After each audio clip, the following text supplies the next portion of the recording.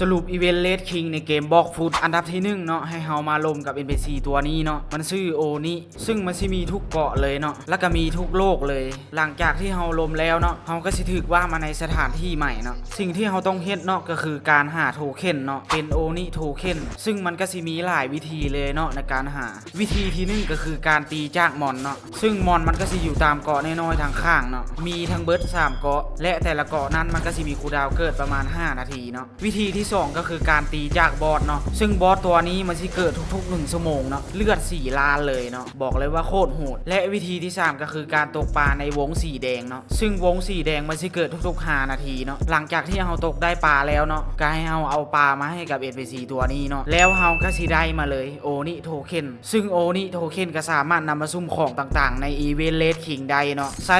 250อันในการซุ่ม1เทื่อและเมื่อเฮาซุ่มฮอด10เทื่อแล้วมันก็สิมีคูลดาวน์ประมาณ2ชั่วโมงเนาะในการซุ่มครั้งต่อไปอีกอย่างหนึ่งก็คือเมื่อเฮาตกปลาฮอด100ตัวแล้วเฮาก็สิสามารถปลดล็อกคันเบ็ดใหม่ได้เนาะเป็นคันเบ็ดระดับเลเจนดารี่เลยและสำหรับใครที่สนใจเนาะอยากเฮ็ดเผา VC หรือว่าเฮ็ดสิ่งต่างๆในเกมบล็อกฟุตเนาะก็สามารถทักมาได้เนาะเบอร์อยู่กองโปรไฟล์